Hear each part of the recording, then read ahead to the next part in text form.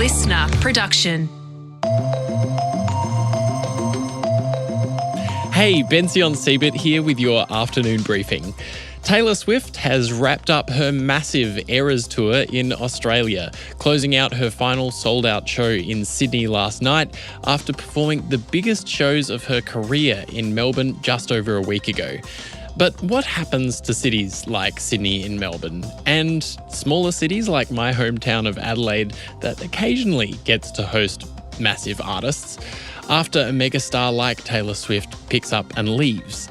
Here to take us through the environmental impact of the Eras tour and other big shows like it, here's LiSTNR journalist Loren Howarth. Hi Loren, how's it going? Good, thanks, Bension. So let's start with the big picture. How bad are these kinds of shows for the environment? Yeah, so basically bigger events like Taylor Swift, they generally have a higher impact due to a couple of factors. So I'll just run you through those. Big one is the energy usage. You got to think of all the lighting and those massive speaker systems. I went to Taylor Swift and all the visual effects on the stage, that was a lot of energy being used for those. And the carbon emissions from transport as well.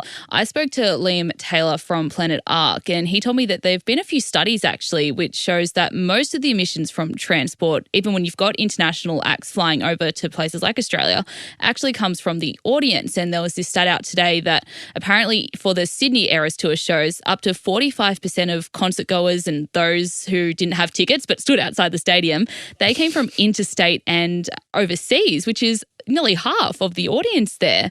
And so he's really encouraged people when we have these big events to jump on public transport to get to gigs as well. And you've got the single-use waste like all those plastic cups as well that you've got to think about.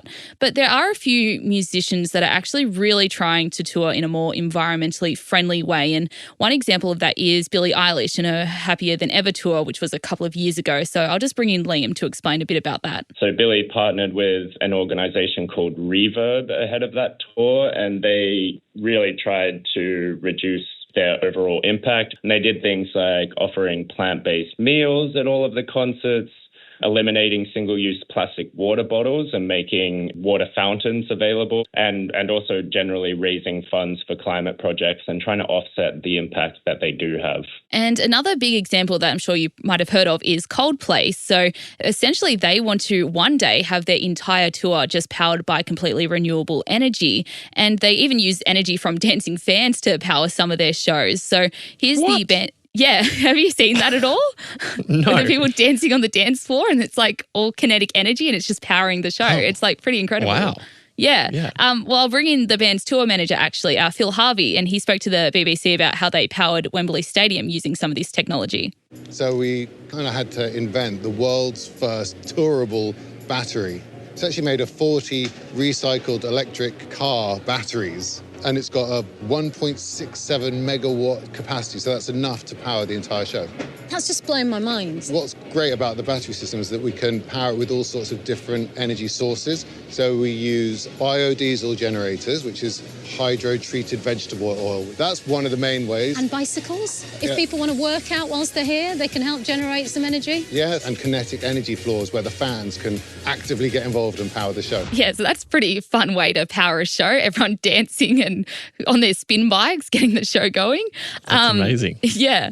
And essentially, you were seeing people like Billie Eilish and bands like Coldplay, and basically the more artists that do try to tour environmentally friendly, the more it just becomes a normal thing. So who knows, we might see that in the future.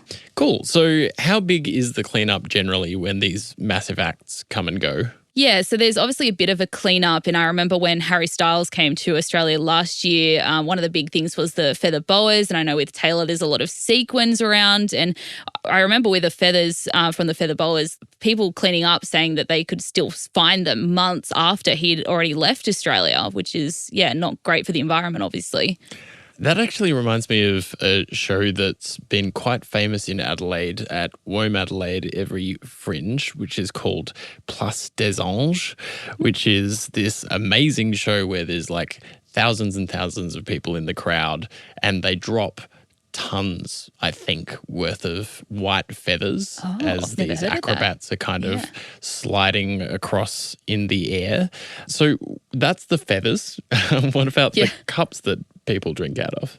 Yeah, so I spoke to Liam again about this, and he told me that he had a bit of a look into the cleanup and found as for the waste, like the single-use cups, the people are actually generally pretty responsible with them. You know, they get them and they throw them in the bin. So I'll bring in Liam again to tell you a bit more about this one. There were a few stories of big cleanups in cities like Pittsburgh and others in America following Taylor Swift shows or just big international acts in general. What I found interesting was a lot of the anecdotes coming out from city cleaners and those working in the waste space was that it wasn't even as bad as the average sports game. So what that kind of tells me is that Swifties or people who are into music in general are pretty conscious about putting their trash in the bin at the end of these kind of events. And of course, with the Taylor Swift concerts, we saw thousands and thousands of people putting on some pretty interesting and amazing costumes. Yes. What happens to all that clothing? Yeah, and obviously Taylor is just one example of this. Don't want to single out the Swifties, but generally when, you know, big artists come to Australia or there's big events like festivals, people want to get a new outfit, and I'm guilty of this as well. You always think you got to get a new outfit to go to these sorts of events. But I actually noticed people already selling their outfits on Depop, and, you know, they're trying to resell them to other people. You had all these sequin skirts and all these glitter cowboy boots. I'm not sure how often you'd go outside wearing them just to the shop. So people are just trying to get rid of them and sell them to get some money back. And unfortunately, I think a lot of this will either end up in charity shops or in landfill. And I saw a lot of the stores jumping at the chance to sell these Taylor-inspired clothes, like, the sequin skirts and the cowboy boots. And, it's a bit of a cash grab, really. They're all just jumping on the Swift train. This doesn't really help Australia's mission in wanting to become more sustainable in terms of our fashion. Because we know Australians are already some of the highest clothing consumers in the world. There's data out there estimating that the average person here in Australia purchases about 14.5 kilos of new clothing every year. They reckon that equates to about 56 new items of clothing.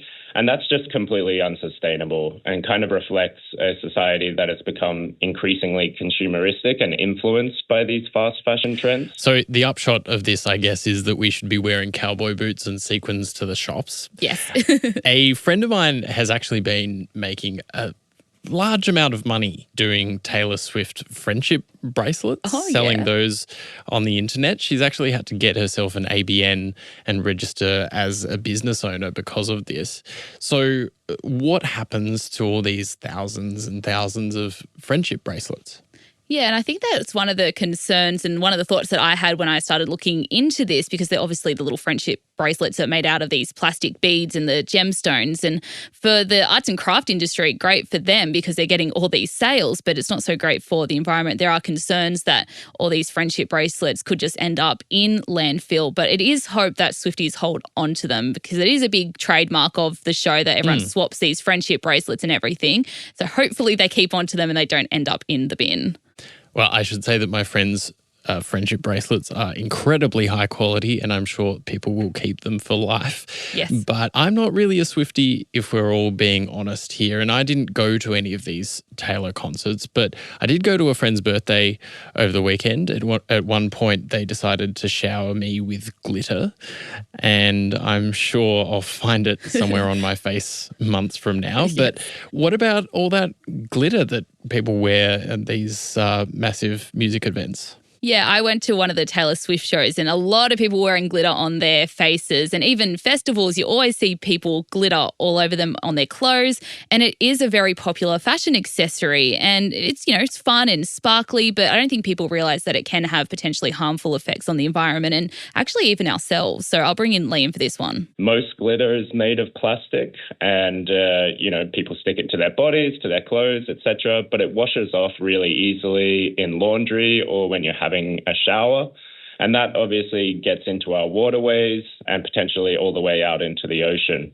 You've probably heard of microplastics and what a big issue they are, how pervasive they are, and glitter comes in microplastic form. It's such small particles already. It's essentially already microplastics. And once that's in the ocean, it's very easily consumed. becomes part of the food chain, and that ultimately ends up with us. And glitter is actually such a big problem for the environment that there have been calls for a global ban on glitter. The European Union actually enforced a ban on the stuff last year, and it's part of that bigger move to crack down on microplastic waste. And just a bit more on that, some scientists actually estimate that the average person might eat 5 grams of microplastics in a week, which is roughly how much a credit card weighs. So you don't think 5 grams is a lot, but then when you think, oh gosh, that's like a whole credit card of microplastics that I'm eating each week, that's a lot. Wow. Yeah, that's too much, I would say. We should say that there are some companies that sell environmentally friendly, non-plastic glitter. Some of that is made from minerals, glass, or even cornstarch, I've read. So we've covered a lot of ground about what happens now, but let's look forward to the future. What do people think that things should be like later on? Yeah, so here in Australia, a lot of the big acts that we see are flying in from overseas and Australia is pretty far away as well, so that doesn't help in terms of all the carbon emissions coming from the planes. We've got to move the continent. Basically, let's just move Australia, problem solved. Yep. But Liam from Planet Ark had a different alternative to that. Here he is. I've heard of things like festivals giving themselves carbon budgets, so that they can only bring a certain number of acts from overseas, or they have to change a part of their operations to reduce their footprint elsewhere. And those are all really great things to see as well. And there's this group called Green Music Australia, and they're also leading the charge in this space. And they launched a new web app last year to help music fans at festivals reduce their waste. And they kind of give things for recommendations for sustainable equipment hire and all sorts of different sustainability tips to help people pack. And one of the things that I found interesting was that up to 80% of waste at music festivals actually comes directly from the campsite. You got all those cheap broken tents and everything. People just leave them behind, all the camp chairs. So I think it's really important that, we just all got to try our best, and because we can all help make a change really in this space. Absolutely. Well, something for all of us to think about when we go to that next gig. Thanks so much, Loren. Thanks, Bension. Loren Howarth there. That's all we have time for in today's afternoon briefing. Check your feeds again at 6 a.m. for your morning briefing. In the meantime, slide into our DMs and join our broadcast channel by searching The Briefing Podcast on Instagram. I'm Bension Siebert. Thanks for listening.